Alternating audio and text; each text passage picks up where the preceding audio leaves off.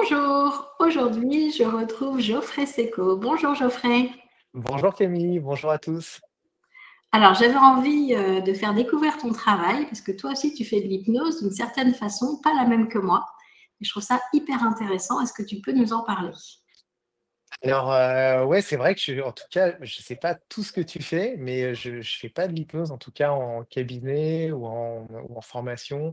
Je le fais, essentiellement lors de concerts sous hypnose. Même si je me suis, formé à l'Arche et puis dans d'autres centres parce que ce qui m'intéresse, c'est vraiment l'hypnothérapie et ce que peut apporter l'hypnose dans nos vies. Mais, étant musicien, je la pratique surtout sur scène. Est-ce que tu peux nous expliquer un peu le concept? Qu'est-ce qui se passe? Comment les gens sont installés? C'est loin de l'hypnose de spectacle qu'on peut voir d'habitude. Ouais, alors il y a quand même le côté un peu, comment, mmh, ouais, ludique et enfin, remarque, l'hypnose est toujours ludique, tu vas me dire, mais, en tout cas, il y a du monde et tout. C'est des concerts où il y a entre 300 et 600 personnes et donc comment ça se passe? Ben, on commence comme un concert, donc il y a un morceau, d'introduction. Ensuite, c'est déroulé un peu d'une séance d'hypnose, donc il y a un discours pré-hypnotique pour mettre les gens, à l'aise, leur dire un peu ce qui va se passer, que justement personne va monter sur scène, pour faire de l'hypnose de spectacle, pour faire plein de trucs, c'est une hypnose qui va s'adresser à tout le monde et puis ensuite, il y a la phase d'induction. Donc, moi, j'ai 2 concerts sous hypnose. Il y en a un qui s'appelle Le Voyage du héros, un autre qui s'appelle Au-delà. Donc, les inductions, varient, selon les concerts et puis après, bah, il y a l'histoire. Donc dans Le Voyage du héros, les gens, vont faire leur voyage du héros, donc se connecter à leurs aspirations profondes, voir qu'est-ce qui les empêche, quelles croyances il y a derrière et puis quelles ressources ils ont, se connecter aussi à un objectif qui va être peut-être plus personnel, plus, «in» entre guillemets et puis, aller dans une futurisation pour voir qu'est-ce que ça leur apporte de réaliser cet objectif et qu'est-ce que ça peut leur permettre même d'autres encore et donc ça, c'est un script, on va dire, qui est, inspiré du score. Je sais qu'ils l'appellent comme ça dans certaines écoles d'hypnose, mais peut-être que, voilà, d'autres hypnos vont le connaître sous le terme du voyage du héros. Donc en tout cas, c'est inspiré du héros aux 1001 visages de Joseph Campbell. Et puis mon autre concert sous hypnose s'appelle Au-delà et lui, bah, s'inspire donc des expériences de mort imminente, donc des étapes d'une expérience de mort imminente. Donc à savoir, la sensation de sortir de son corps, de, revoir sa vie défiler, de perdre un peu la notion du temps, puis de cette connexion à une sensation d'amour inconditionnel, de rencontre avec un guide, tout ça. L'idée étant de retirer des informations de ça, des messages. Pardon. Ça marche. Est-ce que tu peux nous parler maintenant de l'homme qui est derrière tout ça, c'est-à-dire toi? Est-ce que tu peux nous parler de ton parcours? Comment tu as eu cette idée? Comment tu es venu à faire les deux en même temps?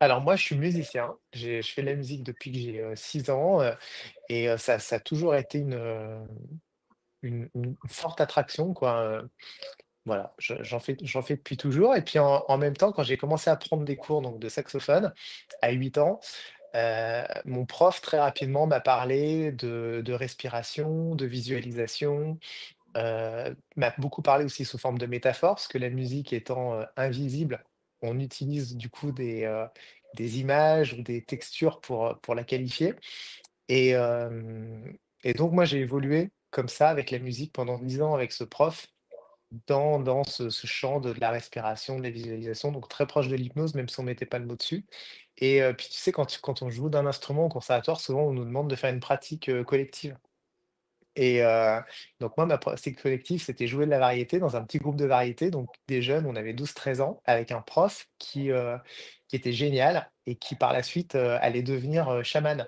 Donc il avait tout ce truc-là tu sais, un peu thérapeutique et en même temps de très vivant. Donc, qu'est-ce que vous voulez monter comme projet cette année? Et si on faisait un opéra rock? Et si on jouait avec un orchestre symphonique? Si donc tout ça localement, moi je suis d'Aix-les-Bains, mais ce prof, il a amené cette dimension vachement, qu'est-ce que vous avez vraiment envie de faire? Qu'est-ce qui vous fait vibrer? Du coup, ce groupe-là de musique s'est appelé Carpe Diem, tu sais, un peu en hommage au film, Le Cercle des Poètes Disparus, parce que notre prof, c'était vraiment comme ce prof dans Carpe Diem, hyper inspirant et donc heu aussi pareil, dans ce parcours, musical, il y avait ce prof-là qui était vachement en mode un peu, monter des projets, un peu dev perso, tu vois? Et Donc voilà, ça m'a accompagné comme ça et j'ai gardé donc ces techniques d'auto-hypnose, de visualisation. Après par la suite, tu vois, dans mes tournées, dans les auditions, heu, parce qu'après quand on devient musicien, professionnel et qu'il y a une notion de haut niveau, de performance, ben, on peut l'utiliser un peu comme les sportifs, quoi. Donc ça, c'est tout ton parcours musical. Et qu'est-ce qui t'a donné l'idée de faire les 2 en même temps, de proposer, de l'hypnose aux gens qui sont là? Bah, l'idée, c'est venu à la fois d'un manque, c'est-à-dire qu'en étant, musicien professionnel, il y avait tout l'aspect un peu, spirituel, mythologique, enfin tous ces trucs-là qui me plaisaient bien quand j'étais gamin, que je retrouvais pas en tant que musicien professionnel. Donc je me disais: «Bah mince, c'est pas exactement ce que je veux faire» et heu et en même temps aussi, c'était un coup de bol, c'est-à-dire que c'est lors d'un de concerts que je faisais, de concerts de jazz où j'expliquais comment j'avais composé mon album. Donc, en l'occurrence, un album qui avait été composé, en en Australie, en hommage aux 5 éléments du Tao. Bah, je voyais que les gens rentraient un peu en transe et je me suis dit: «Bah, tiens, ce serait cool d'amplifier ça et de pourquoi pas se faire officiellement des concerts de trance, des concerts sous hypnose», tu vois? Et heu et là, j'ai vu que personne faisait ça et je me suis dit: «Ah, c'est quand même bizarre» parce que musique et hypnose, ou musique et état de conscience modifié, ça a toujours matché ensemble et heu et voilà, donc j'ai commencé un peu à chercher. Du coup, je suis allé au Pérou, rencontrer, Jacques Mavie, qui est un médecin, chaman, pour voir comment il s'y prenait pour mettre les gens en transe, avec, les Icaros, donc qui sont des chants, amazoniens et l'ayahuasca, en l'occurrence. Donc, j'ai essayé de voir un peu comment d'autres cultures s'y prenaient pour créer des cérémonies où il y avait de la musique et des états de conscience modifiés et j'ai essayé un peu de comprendre ça, de synthétiser ça et puis, les concerts sous hypnose sont arrivés comme ça. Et comment est-ce que le public et les gens autour de toi ont accueilli l'idée? Ils ont trouvé ça chouette, fou? Comment ils ont vécu le truc? Alors, il y a vraiment plusieurs retours. Tu vois, moi, à cette époque-là, j'avais une carrière qui était, pas mal, tu vois? Je jouais avec les Danser avec les stars, j'étais en tournée avec, Charles Aznavour, donc j'avais quand même des bons plans, tu vois? C'est pas simple, tu vois, quand tu es saxophoniste de choper des bons plans comme ça et ouais, je faisais partie des saxophonistes qui avaient on va dire, les bonnes affaires sur Paris et quand j'ai eu cette idée, bah, je me suis dit: «Bon, si je veux y aller à fond, je vais devoir arrêter ça», parce que je voyageais beaucoup et je me suis dit: «Je vais faire que des mariages». Donc je suis passé de saxophoniste, tu vois, un peu, avec les super plans, à saxophoniste de mariage pour, avoir du temps, heu, pour faire ça. Donc c'est vrai que mon entourage proche n'a pas compris parce que, tu vois, mes parents, pour eux, que je joue avec, Obispo ou Aznavour machin, c'était un peu la consécration et là, d'un coup, je mettais tout ça de côté et puis, bah, quand tu montes un concept comme ça marche pas, du jour au lendemain, tu vois? Donc, heu, il y a plein de concerts où je perdais de l'argent, donc, on va dire que pendant quelques années, ça a été, finalement, difficile. Mais, maintenant que ça marche bien et que je fais plus que ça et ben, c'est vrai que, ouais, mon entourage est vachement content parce qu'il voit que, finalement, ça a donné vachement de sens à mon activité. Et alors ouais, du coup, il y a pas le même, quelque part, prestige que de jouer, tu vois, avec des références comme ça. Parce que des fois, il peut y avoir ça, tu sais, chez les gens, si tu joues pas avec quelqu'un de connu ou tu vois, les gens ont besoin de références parfois. Donc mais en tout cas, moi, je me sens bien, ouais, avec ce projet. Mais maintenant, c'est toi qui es connu, en fait. Tu as plus besoin d'Aznavour ou d'Obispo à Pas côté de toi. connu, je remplis pas le Stade de France, mais C'est en cours. voilà, je fais des salles de 400-500 places et ça se passe super bien, ça me plaît beaucoup et puis ça permet, tu vois, déjà de jouer mes musiques, ce qui était, bah, quand tu joues avec quelqu'un comme Aznavour, bah, tu joues ses musiques à lui, donc c'est très chouette, hein, parce que c'est une musique magnifique, mais moi, ça me plaît, davantage de composer et puis de me dire: «Tiens, bah, tu vois, là, j'ai 2 spectacles, je suis en train d'en écrire un troisième, j'ai des idées», donc ça me plaît, tu vois, de me dire aussi: «Tiens, quel spectacle maintenant j'ai envie de faire ou quelle collaboration, je pourrais, proposer». Là, j'ai, rencontré un jeune tu parlais de danse tout à l'heure, un jeune danseur qui est vraiment impressionnant, Elliot Meunier, je sais pas si tu connais? Écoute, c'est un gars, il a un profil incroyable, il a 20 ans. à 15 ans, il faisait des études, à l'Opéra de Paris pour être danseur, puis il s'est blessé et du coup, il a arrêté l'école aussi, il a monté des business. Il est devenu millionnaire à 17 ans, avec plusieurs business en ligne, tu vois? Un peu de marketing, développement personnel, tout ça et heu et là, à 20 ans, il s'est remis à la danse dans une école de danse en Angleterre et il continue à vendre des formations. Moi, j'ai suivi une de ses formations et quand ça faisait un petit moment que je le connaissais, mais quand j'ai vu qu'il se mettait à la danse, qu'il faisait, de la guitare, tout ça, je me suis dit: «Mais ce serait génial de faire un truc avec lui», tu vois? Et donc là, le 1er mars, on fait un 1er mars 2025, je sais pas quand va être diffusé, tu vois, ton podcast, mais on va faire notre premier spectacle qui s'appelle Prisme, où à travers la danse et la musique et l'hypnose, les gens vont pouvoir, regarder le monde depuis un autre prisme, depuis un autre point de vue et ça me plaît beaucoup, tu vois, ce genre de rencontre, à cheval entre, l'artistique et puis, ouais, la spiritualité finalement, tu vois? Et donc, ce spectacle, il va avoir lieu où? Parce que ça va être diffusé là, donc les gens auront le temps de Ah savoir où ouais, il est. Ouais. alors écoute, bah, ce premier spectacle, c'est le 1er mars au 3 Baudets, une salle, à Paris, heu, c'est vers, Anvers ou Barbès, tu vois? Dans ces coins-là, ou Pigalle, Ok. voilà. Donc, on va pouvoir te retrouver là. Donc, c'est un Ouais. beau projet. Tu es toujours comme ça en train d'innover. Je vois qu'il y a beaucoup de rencontres dans ta vie qui ont été déterminantes. Tu t'es inspiré. C'est quoi ton rapport à l'autre pour évoluer justement? Waouh!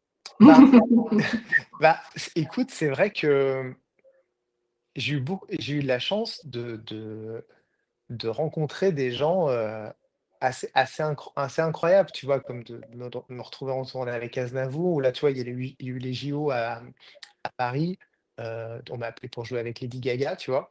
Donc c'est quand même, un peu exceptionnel et pourtant je fais rien pour, tu vois? Je suis pas là à passer des coups de fil, à essayer tu vois, de choper les plans, puis de toute façon, ça ne marche pas comme ça. Donc moi, je sais pas, j'ai l'impression que, je sais pas vraiment comment expliquer ces coups de bol, tu vois? Comment je me retrouve dans ces trucs-là, j'ai joué, tu vois, pour l'anniversaire de la reine d'Angleterre à Windsor, enfin, je me suis retrouvé vraiment dans des trucs improbables. Mais je sais pas, moi, je crois que des fois, tu vois, on attire des choses puis que ça se passe et puis qu'en même temps, j'ai toujours rêvé de faire ce genre de truc, tu vois, de jouer avec des gens hyper inspirants, qui vont être, peut-être plus doués que moi, qui vont être, ou qui vont m'apprendre des choses, heu, parce que, parce que ouais, c'est des gens qui ont des parcours, exceptionnels, donc qui ont su développer, je sais pas, une concentration, une visualisation, une créativité, ou une manifestation aussi, une capacité à manifester, tu vois? Donc je trouve ça ouais, hyper inspirant. Donc, c'est peut-être ce que toi aussi tu as fait finalement, sans passer de coup de fil. Tu as envoyé un peu un message à la vie en disant que c'est ce que tu avais envie de faire depuis toujours. Moi, je crois en ça, qu'effectivement de se connecter à ce qu'on a vraiment envie de faire, à ce qui nous fait vraiment vibrer et puis de se poser des questions, de se dire, ouais, est-ce que c'est ça que j'ai envie de faire? Est-ce que cette chose que j'ai envie de faire, c'est mû par des peurs, ou est-ce que c'est mû par une réelle envie de, tu vois, de réalisation? Parce que parfois on se gourde d'objectifs parce qu'on a peur, je pense. Heu et puis quand on a envie de faire cette chose-là, bah, justement de mettre en lumière les peurs qu'on pourrait avoir, de dire: «Bah, je suis pas assez bon, je suis trop vieux, je suis trop jeune, je suis trop machin», et puis de mettre les choses en place pour y arriver, et puis surtout de laisser de la place aussi justement aux rencontres et au hasard. Moi, j'aime beaucoup, tu vois, la théorie de Philippe Guimand, tu sais, sur la rétrocausalité, où on aurait plusieurs futurs réalisés, mais il y aurait le futur le plus probable qui est là, qui fait tout pour qu'on le rejoigne et qui va semer sur notre chemin des hasards, des rencontres pour qu'on se réalise, pour qu'on le retrouve. Et en même temps, il y a cette notion de libre arbitre où à chaque instant, on peut dire: «Mais non, là, le futur que je suis en train de créer, c'est pas vers là que je suis allé, ce que j'ai envie d'aller. Ce le job que je suis en train de créer, ou la relation que je suis en train de créer, non, c'est pas ça que j'ai envie de me construire». Donc on a toujours le choix d'en sortir. Là, il explique que ça crée des interférences. C'est à ces moments-là qu'on peut avoir des petits accidents, parce qu'on change un peu d'espace-temps, on change un peu de futur. Donc, je crois beaucoup en ça, de se poser la question: «Tiens, c'est quoi mon futur idéal et comment je peux le rejoindre? Comment je peux y mettre de l'intention, de la force?» Et justement, il y a quelques années, on a vécu la pandémie, donc il n'y avait plus de spectacles, il n'y avait plus tout ça. Est-ce que tu peux nous dire quel a été ton état d'esprit pour surmonter cette période un peu compliquée pour tout le monde? Alors c'est vrai que, bah, je pense qu'il y a beaucoup de cœurs de métier qu'on trinqué, à ce moment-là. Bon, nous les musiciens, bah, c'est sûr on n'a pas bossé quoi pendant enfin en tout cas on n'a pas fait de concert pendant, 1 an, voire 2 et bah, je pense qu'après derrière chaque épreuve, il y a une opportunité. Bon, moi en l'occurrence, ça a été donc d'écrire un nouveau spectacle et un bouquin, puisque j'avais du temps, j'avais plus de concerts, plus de voyages, plus rien, plus de répètes. Donc pendant 1 an et demi, j'étais chez moi. Et j'en ai profité donc pour me concentrer sur la créativité. J'ai lancé aussi un truc qui s'appelait Master Sax. Comme il y avait plus de cours non plus de sax, tous les saxophonistes de France avaient soit envie de donner des cours, soit d'en prendre. Donc là, j'ai réuni tous les mecs avec qui j'avais envie de prendre des cours. On a proposé ça en ligne sur 3 jours et c'était super parce que bon, le sax, c'est un peu un monde à part. Il y a plein de styles différents, plein de façons d'aborder cet instrument. Et là, il y avait une dizaine de saxophonistes vraiment de renommée, internationale, tu vois, qui ont donné des cours pendant 3 jours, c'était chouette. Donc il y a quand même eu un peu de transmission, un peu de création, un peu de connexion avec des gens. Donc, tu Voilà. as su rebondir, tu as su rester positif. Est-ce Ouais, que j'ai essayé. Après on a été aidés, tu vois? Nous, les musiciens, on est intermittents du spectacle, donc le statut a été reconduit une année supplémentaire, donc on s'est pas retrouvé non plus, complètement démunis. C'est sûr qu'on a gagné peut-être, 2 fois moins d'argent que d'habitude. Bon, en même temps, il y avait deux fois moins de raisons d'en dépenser, à ce moment-là, peut-être. Donc donc voilà, on s'en est sortis comme ça. Et est-ce que le petit garçon que tu étais, il a toujours été comme ça? Est-ce que tu as l'impression d'avoir changé avec le temps ou ça a toujours été en toi tout ça? Hem Moi, je trouve que à la fois, c'est bien de pas trop changer, de rester connecté à ses aspirations d'enfant. Je pense que quand on a, 5, 6, 7 ans, on a déjà beaucoup de choses en nous, de ce qui nous fait vibrer. Donc c'est bien de s'en rappeler, puis c'est bien aussi parfois de s'autoriser à se dire: «Non, mais aujourd'hui aussi, il y a d'autres choses qui m'intéressent» mais finalement, je réalise que j'ai pas tant évolué que ça. C'est-à-dire que ce qui m'intéresse toujours autant, c'est, la musique et tout le côté un peu mythologique, état de conscience modifié, tu vois? Le côté un peu divin, un peu spirituel. Finalement, ça reste quand même vraiment ma grosse attraction, quoi. Est-ce que tu as autre chose à partager avec les personnes? Parce que peut-être qu'il y a des côtés de toi que je connais pas et que tu aurais envie de parler ce soir. Ben, tout dépend, bah, je sais pas, on a parlé un peu ouais, des rêves, d'y croire. J'aimerais parler aussi peut-être de la santé. Moi, j'étais, gravement malade à un moment donné et donc c'est une maladie auto-immune, incurable ou en tout cas très difficilement, soignable et quand on m'a, posé le diagnostic, tout de suite, moi, je me suis dit: «Mais non, mais c'est pas possible que je me traîne ça toute ma vie» et je me rappelle très bien m'être dit, «Je vais pas croire ce médecin». Qui me posait le diagnostic. Donc j'ai essayé j'ai essayé la médecine, occidentale quoi, mais j'ai essayé aussi des médecines alternatives. Moi, il y a rien qui a marché pendant 1 an et finalement je suis retourné au Pérou, retrouver justement ce médecin, français chaman dont je te parlais là, Jacques Mabi et finalement je me suis soigné, comme ça. C'est-à-dire qu'en prenant de l'ayahuasca, j'ai demandé à la plante: «Montre-moi ce que je suis même pas capable d'envisager, ce que je suis même pas capable d'imaginer», puisque j'avais pas trouvé les solutions. Et là, la plante, je vois 4 chamans qui, qui m'amènent, mon chromosome et je comprends, parce que tu sais, tu comprends tout un peu par télépathie, tout ça, je comprends que je peux redresser ce chromosome. Donc je le redresse et là, je me retrouve, tu vois, dans une espèce de lumière, incroyable et ça dure 2 jours comme ça et à la fin, je reviens dans un état un peu plus normal et j'étais guéri et alors, est-ce que c'est l'imagination? Est-ce que c'est un énorme placebo qui a marché? Est-ce que j'ai vraiment vu mes chromosomes? J'en sais rien. En tout cas, j'ai plus de symptômes, je me sens en pleine forme. Donc, voilà, ce qui est important pour moi aussi, c'est de pouvoir dire que, quel que soit le diagnostic, heu, voilà, de continuer à y croire et de rester ouvert aux coups de bol, en fait. De rester ouvert à ses guides, à ses anges gardiens, aux signes et de pas non plus suivre tous les signes. Qu'on a le choix de suivre les signes qui nous parlent. C'est pas parce qu'il y a quelque chose qui nous est présenté qu'on doit forcément, y aller, quoi. Et puis là, tu t'es bougé, tu es allé au Pérou aussi, tu as écouté Ouais, ton intuition d'aller voir ce médecin.